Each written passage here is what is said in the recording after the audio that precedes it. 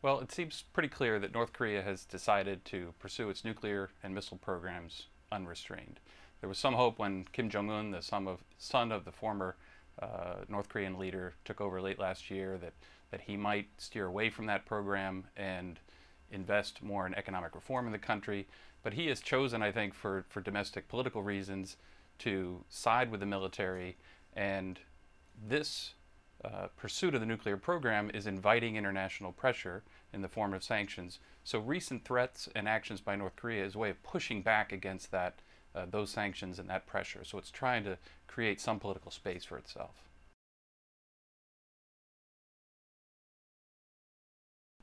Well, the mere fact of moving missiles around is not necessarily dangerous, but obviously this is a sign of pushing back against international sanctions. If the pressure continues, as we expect it will, North Korea may try to engage in some kind of more serious provocation.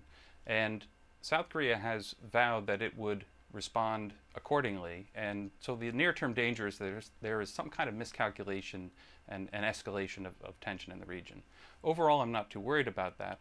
The longer-term problem is that North Korea's nuclear and missile programs continue to improve and go unrestrained, which either causes North Korea to become more emboldened in the future as it feels it has more protection with its nuclear and missile programs, or if North Korea does end up in a collapse scenario, the damage that it can do in a final kind of use it or lose it scenario is a main worry of the international community.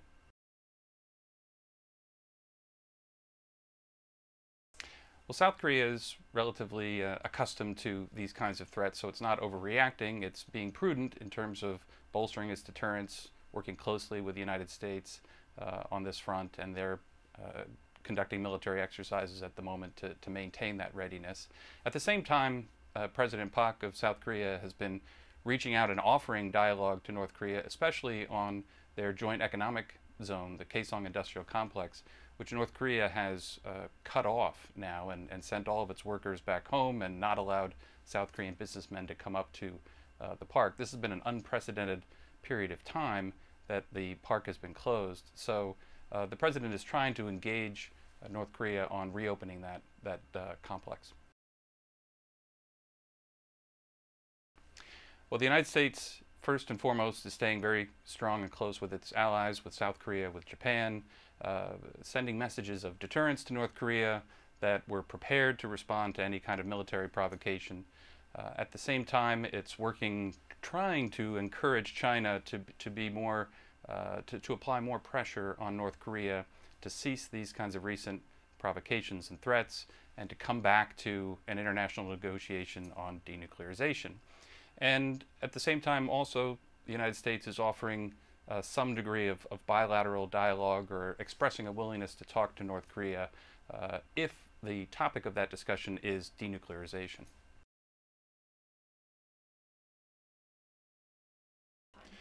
Well, lately there's been a lot of discussion about dialogue with North Korea, and that can take many forms. The traditional dialogue has been the six-party talks where the region works together and talks about denuclearization of North Korea, but North Korea has clearly put that off the table. So there's really nothing to talk about with North Korea in the area of denuclearization. So what else can we talk about to reduce tension? South Korea could have discussions with North Korea on the Kaesong Industrial Complex or other kinds of economic engagement measures. And the United States and South Korea could have tried to approach North Korea to talk about the armistice that North Korea has disavowed. And that would be a mechanism to begin to update the armistice from the Korean War in 1953 and to figure out ways to de-escalate tension on the region. China is beginning to show signs of losing patience with its longtime ally, North Korea, and the United States is trying to convince it to play a stronger role of applying pressure and limiting economic and trade engagement with North Korea. China mostly wants stability on the peninsula, so its response will be measured, but the key is bringing the countries of the region, Japan included, with South Korea and China, to keep up this unity of pressure on North Korea and convince it to steer away from the nuclear program. The problem is recent diplomatic tensions between Japan and China over territorial issues, or Japan and South Korea over historical issues, legacies of Japan's occupation, are undermining that unity and the ability for the different countries to come together in dialogue. So we need to overcome those diplomatic challenges to keep the eye on the ball, which is North Korea and its nuclear program.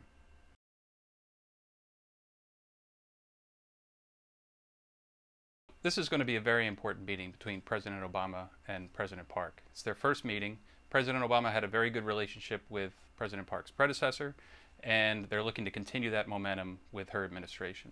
She'll give a presentation at Congress, to a joint session of Congress. There'll be a lot of discussion about how to deal with North Korea. And I think an important part is going to be how to deal with regional diplomacy in East Asia, given some of the historical tensions with Japan and the territorial disputes that they have with Korea and between Japan and China. So she will put forward her vision for how to deal with this dynamic. One issue that we thought would be a very sensitive issue for the presidents to address is a nuclear energy cooperation agreement that needed to be renewed. And it included potentially allowing South Korea to reprocess spent fuel and actually enrich uranium, which the United States was reluctant to acquiesce. So they've managed to postpone that decision for 2 years. They'll extend the agreement for 2 years, and this gives the presidents a little bit of breathing space. They don't have to make a very sensitive political decision right off the bat, and they'll begin to scope out how they're going to deal with this situation going forward.